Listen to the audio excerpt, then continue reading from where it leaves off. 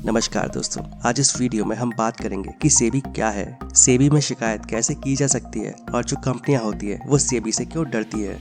तो इस वीडियो को एंड तक पूरा जरूर देखें। दोस्तों, सेबी का फुल फॉर्म होता है securities and exchange board of India और हिंदी में से भारतीय प्रतिभूति और विनिमय बोर्ड और शॉर्ट में से सेबी कहा जाता है। दोस्तों, सेबी शेयर मार्केट का एक मुख्य हिस्सा है और इसकी परमिशन के बिना कोई भी शेयर मार्केट में काम नहीं कर सकता है। सेबी एक मार्केट रेगुलेटर है और ये शेयर बाजार का वो हिस्सा है जिसके बिना आज के शेयर बाजार की कल्पना भी नहीं की जा सकती है, क्योंकि एक सेबी ही है जिसने पूरे शेयर बाजार को बैलेंस्ड कर रखा है और आज आम इन्वेस्टर शेयर बाजार में काम कर पा रहे हैं और मुनाफा कमा रहे हैं।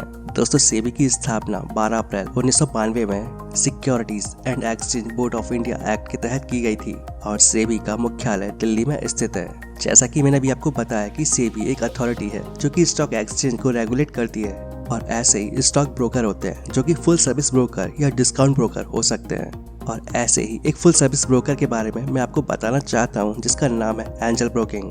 अगर आप शेयर मार्केट में इन्वेस्ट करना चाहते हैं तो इसके लिए एंजल ब्रोकिंग एक बहुत ही अच्छा प्लेटफॉर्म है और ये पिछले 30 सालों से मार्केट में काम कर रहा है। इसका एक एप्लीकेशन भी है, आप इसे भी डाउनलोड कर सकते हैं। इसके अलावा एंजल ब्रोकिंग में एक बहुत ही कमाल का प्लान है जिसका नाम है iTrade प्राइम।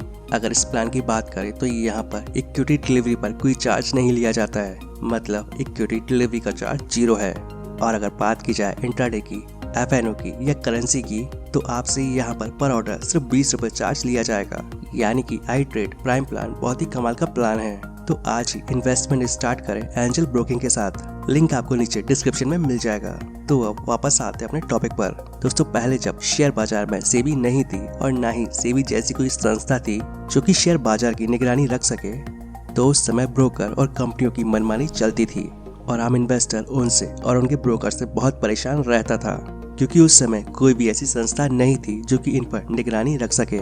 और फिर आम इन्वेस्टर्स को सुविधा देने के लिए और शेयर बाजार की एक्टिविटीज को कंट्रोल करने के लिए एक ऐसे संगठन की स्थापना की सिफारिश की गई जो मार्केट की सभी गतिविधियों पर नजर रख सके और आम इन्वेस्टर के हित में काम करे और मार्केट में झोलझाल और घोटाले करने वाले व्यक्तियों या कंपनी पर कार्यवाही करे।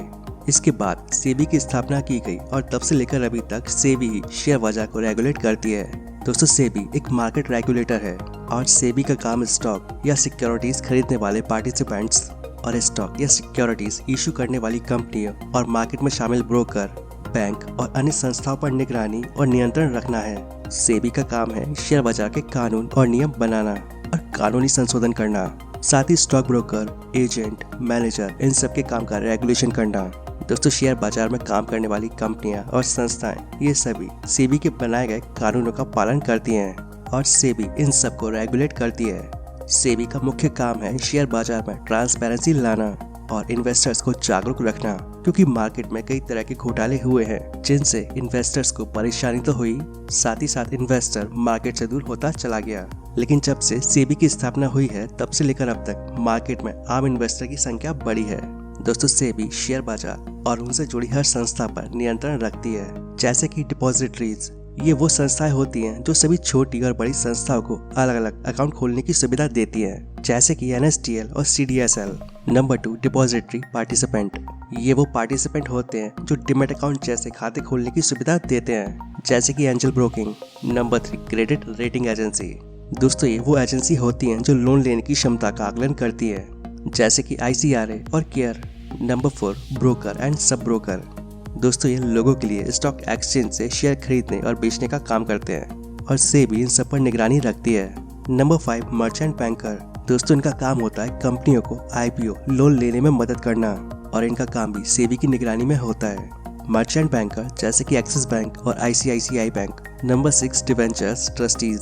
दोस्तों, इनके अंतर्गत सभी बैंक आते हैं जो कंपनियों को डिवेंचर्स के बदले लोन देने का काम करती हैं। सेबी में शिकायत कैसे करें?